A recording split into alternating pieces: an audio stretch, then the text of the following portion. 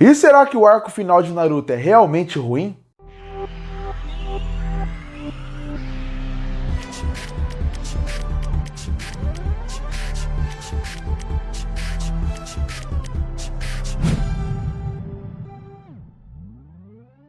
E todo mundo tem aquele final de um mangá que é decepcionante. E com certeza, um dos mangás que realmente tem um final muito criticado, um arco final muito criticado, seria o final de Naruto. Naruto realmente tem seus pontos positivos no final, mas ele é muito criticado. E eu sou um dos grandes críticos. Afinal, eu consumia Naruto semanalmente quando ele lançava. Lia por scan e a partir daí eu acompanhei o final por muito tempo. Não só o final, os últimos arcos de Naruto eu acompanhei como um todo. E eu fui um dos caras que na época eu fiquei muito revoltado, achei o final muito ruim, a forma como eles levaram o arco final, mas apesar de ter coisas muito boas.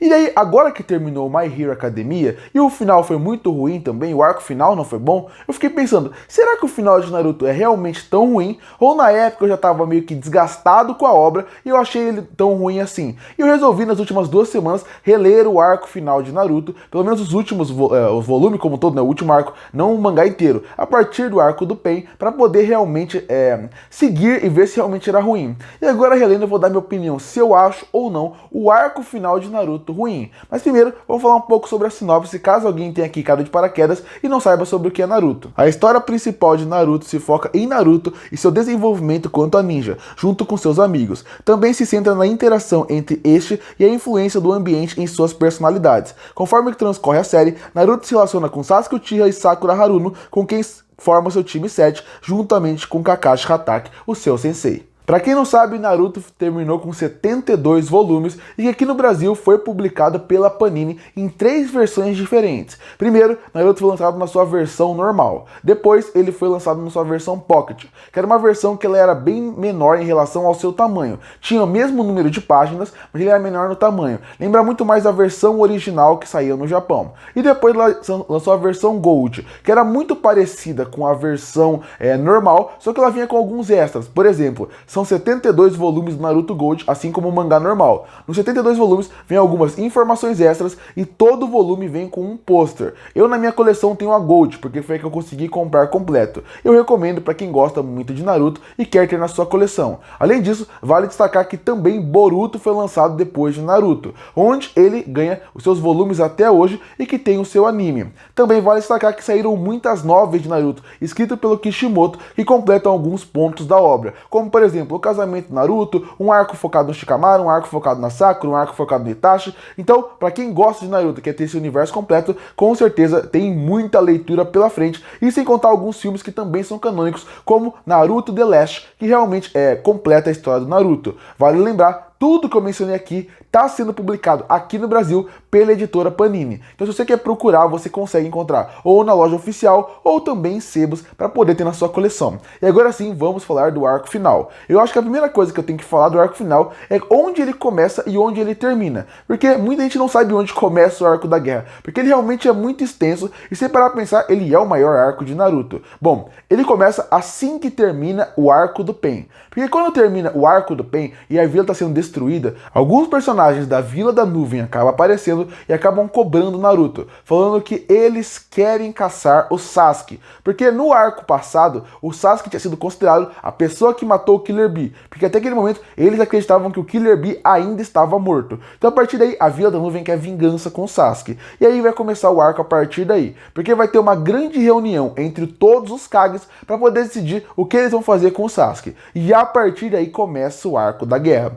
porque a partir daí o Naruto vai querer parar isso, o Sasuke vai na reunião dos Kages, ele acaba encarando os Kages, e aí a partir daí, na época, o Tobi, que a gente ainda não sabia que era o Obito, acaba declarando a guerra, e a guerra realmente começa. A partir daí tem os preparativos, o Naruto vai para a Ilha da Tartaruga, depois disso começa realmente a organização para a guerra, o Edo Tensei aparece, e aí a guerra realmente começa, aí depois continua tendo a evolução da guerra, aparece o Madara, depois tem a Kaguya, tem a luta final entre o Naruto e o Sasuke, e aí tem a conclusão da obra. A guerra engloba tudo isso, então ele é do momento onde acaba a luta do Pain contra o Naruto até realmente o final da obra, quando aparece o Boruto no caso do mangá, que é o último capítulo, já é o Boruto fazendo várias brincadeiras na vila, e também no anime seria no momento onde o Naruto e a Hinata acabam, porque pra quem não sabe, no anime, o último episódio é o casamento do Naruto com a Hinata. E se você parar a pensar, o começo do arco como um todo, ele não é um começo ruim. Na verdade, ele é um começo muito promissor. Todo aquele momento onde o Naruto vai até a cúpula dos Kages, tentar convencer ele de que o Sasuke não merecia morrer, que ele merecia uma segunda chance, todo aquele arco parecia muito interessante para levar para o ponto onde o Naruto sempre levou. O Sasuke vai ser um grande inimigo do mundo como um todo. E isso faria sentido, porque meio que o mangá de Naruto, a discussão, a simbologia, o que a história que o Naruto conta é a sequência do ódio. Como sempre, o ódio vai voltar. O ciclo do ódio que eles chamam. Então, desde toda a história de Naruto, é isso que acontece. Desde os irmãos lá atrás, que começaram essa guerra de ter um ciclo de um irmão querer matar o outro, de criar dois galados diferentes. Depois você tem o Madara com o Hashirama, que também tinha essa ideia. Você tem o Kakashi e o Obito, em certo ponto, que também tem essa ideia. Você tem o Naruto e o Sasuke, que tem essa ideia. É meio que o ciclo do ódio. Mesmo que você tente fugir, parece que esse ciclo sempre vai voltar. O Sasuke ser um vilão final de um arco, sendo que ele agora é meio que um líder da última Akatsuki, faria com que realmente essa ideia se vendesse. O ciclo do ódio vai se manter. E o Naruto quer quebrar o ciclo do ódio. Seria uma ideia muito boa. E o começo do arco mostra isso. Porque enquanto Naruto quer mostrar que o Sasuke não é uma pessoa ruim, o Sasuke está lutando contra os Kages, provando o que eles estão falando. No fim, aparece o Obito, e o Obito acaba anunciando que vai ter a guerra. E aí o Sasuke acaba desmaiando e ele acaba tirando ele do lugar. Nesse ponto, a obra estava funcionando. O arco estava funcionando, porque tudo fazia sentido. O Sasuke vai ser o vilão final, ele vai ser o líder. Como eu falei, o ciclo do ódio mostra um potencial. O Tobi acaba se revelando como Madara nessa época, que é outra coisa muito interessante. O mistério de o Obito é o Madara, a gente vai conhecer mais do fundador de tudo isso. Muito interessante todo esse ponto do arco. Então até aí estavam funcionando as coisas muito bem. Aí depois continua o arco. Você também tem a parte onde o Sasuke vai lutar contra o Danzo, que também é uma luta muito boa, muito bem feita. E é um momento que mostra que o Sasuke está no seu pior momento dentro do ódio, dentro da escuridão. E você vê que ele já se tornou um vilão ali. O arco do Sasuke está formado. E aí o Sasuke é tirado de jogo depois da luta contra o Danzo. E aí começa a entrar o Kabuto na história. E aí a história já começa a virar um ponto complicado, porque aí a gente entra no Edo Tensei. A partir daí, o Obito usa os Zetsus para poder dar corpos para a partir daí fazer o Edo Tensei. O surgimento do Edo Tensei ele é muito interessante pelo que o anime quer mostrar. Que seria a ideia de, olha, vamos voltar com todos os personagens. Mas ao mesmo tempo que aquilo impressiona visualmente e faz com que qualquer fã fique muito feliz de ver personagens que a gente gostava, por outro, você vê que ele é uma facilitação de roteiro para algo que a obra não sabia para onde ir e nem o Kishimoto. Porque se ele joga que ele vai ter só um exército, parecia muita forçação de barra. Então ele inventa o Edo Tensei. E o Edo Tensei é um dos recursos de roteiro que pode ser colocado meio ex-máquina dentro de Naruto. E por que eu falo isso? Porque ele apareceu lá no começo do clássico, quando o Orochimaru luta contra o terceiro Hokage e ele ressuscita o primeiro e o segundo, e a partir daí isso virou um recurso de roteiro. O Edo Tensei era para ser algo que quase ninguém usa, algo proibido, e nesse arco ele meio que utiliza esse conceito. É mais ou menos a ideia do Sharingan. O Sharingan é muito legal, a ideia do Sharingan, só que quando foi evoluindo, você vê que o Kishimoto usou alguns recursos de roteiro para deixar o Sharingan roubado, porque ele viu uma abertura no que ele fez ali, ele inventou em cima do que ele tinha criado. O Edo Tensei é mais ou menos isso. Começou com uma técnica que era praticamente impossível ressuscitar duas pessoas, uma técnica impossível, proibida, e agora já sai 1000 pessoas. E de novo, por que ele usa isso? Porque quando você vê aqueles rostos conhecidos, acaba sendo muito mais fácil de você aceitar do que realmente criar um exército do nada, como poderia ser. Então foi um recurso que ele usou para poder meio que fazer com que o público aceite um pouco melhor. Mas o Edo Tensei, você vê que ele é muito mais empolgante na ideia de ver vários personagens de volta do que realmente na sua utilização. Porque no fim, tem muitos personagens que visualmente estão ali, mas não são usados para nada. O Kimimaro, a Shio, entre outros personagens, estão ali só por estar, para criar aquecer o coração dos fãs, mas quando você vê, não serem bem utilizadas. E o Edo Tensei acaba acaba fazendo com que a guerra realmente faça sentido. Porque sem o Edo Tensei, por que você teria tantos exércitos exércitos sendo formados para um outro lugar, para um outro time, para um tipo de inimigos que nem exército tem. Então, no fim, o Edo Tensei, ele é um recurso que visualmente chama muita atenção, ele usa aquilo como um recurso de roteiro por facilitar um pouco melhor os inimigos terem um exército, mas na utilização ele não é o melhor possível, porque você vê que tem muitos rostos conhecidos que realmente vendem pra você, mas quando eles estão durante a guerra, eles não são bem utilizados como poderia ser. Mas quando a gente chega da metade pra indo pro final do arco, você acaba percebendo que o Edo Tensei, ele acaba, sim, tendo ótimos momentos. Sasuke e Itachi contra Kabuto, e o Itachi dando aquela declaração incrível. O Madara surgindo e destruindo a aliança e depois destruindo os Kages, é incrível. Os velhos Kages aparecendo, é muito legal. A grande luta pra mim, que muita gente não menciona, é o Obito contra o Kakashi. A animação é fantástica e o enquadramento é lindo dessa parte indo pro final do arco. Depois você tem bem no finalzinho do arco, nos últimos volumes, o Madara contra o Gai. Então, sim, você consegue trazer boas ideias, bons recursos, bons momentos para essa obra como um todo, para essa parte final, que são marcados até hoje na cabeça dos fãs de Naruto. Mas quando você pensa como um todo, você vê que acontece exatamente isso que eu falei. São muitos personagens que estão lá mais para criar um momento do que para ser desenvolvido. Por exemplo, existe um momento da luta do Darui, que era para ser uma grande luta, um grande momento. Para mim, ela é só um momento que no final das contas é esquecível. O Gaara contra seu pai, um momento incrível do pai e filho, um momento onde você vê que o pai odiava o filho, e agora ele vai ter uma nova visão sobre ele, também jogado fora porque é muito mal utilizado. Shikamaru, Ino e Shikasho acabam reencontrando o Asuma. Outro momento jogado fora. O momento onde a Tsunade vai encontrar o seu amado. Outro momento jogado fora. Então esse que é o grande problema. O Kishimoto, depois que ele usou o Edo Tensei, ele poderia criar grandes momentos, mas ele não conseguiu utilizar. E pra mim, esse é um problema desse arco final. Como ele acaba criando vários arcos em pontos diferentes, e a partir daí, nesses arcos, você vê que ele não consegue levar para um ponto interessante como poderia ser. E como eu mencionei, tem vários pontos legais, só que tem alguns pontos que não levam para momento nenhum. Como esses que eu mencionei, cara, tem uns que são muito bons, mas alguns não levam para momento nenhum. Como, por exemplo, o Kakashi e o Gai vão lutar junto contra os espadachins lendários. Porque esse é um grande momento, a volta dos Zabuza. De novo, não é usado pra nada. No fim, esse arco meio que parte do Edo Tensei, que é boa parte da guerra como um todo, até o Madara realmente entrar na guerra, que vira só lutas de Edo Tensei, são momentos que poderiam utilizar melhor os personagens secundários de Naruto, que foram muito mal desenvolvidos. É um momento que você poderia dar lutas incríveis, momentos impactantes, e são muito mal utilizados. E isso sem contar que entra no pior problema dessa guerra de tudo isso, que seria a falta de realmente mortes. E quando você está pensando numa guerra e você vem de uma guerra, você precisa matar personagens. Matando personagens, você cria impacto para grandes momentos. Os personagens que morrem não fazem tanta diferença. São o do Edo Tensei, que já morreram, tanto que qual que é uma das mortes mais impactantes da guerra do Naruto? É a morte do Itachi, quando ele está conversando com o Sasuke e falando que vai amar ele para sempre. É uma cena linda, emocionante. O Itachi já estava morto, ele estava no Edo Tensei. Ou, por exemplo, quando você vê... outro momento muito impactante do arco, quando o Naruto tá treinando e a Kushina aparece. Um dos momentos mais impactantes de Naruto como um todo. É um momento fora da guerra, nem começou a guerra.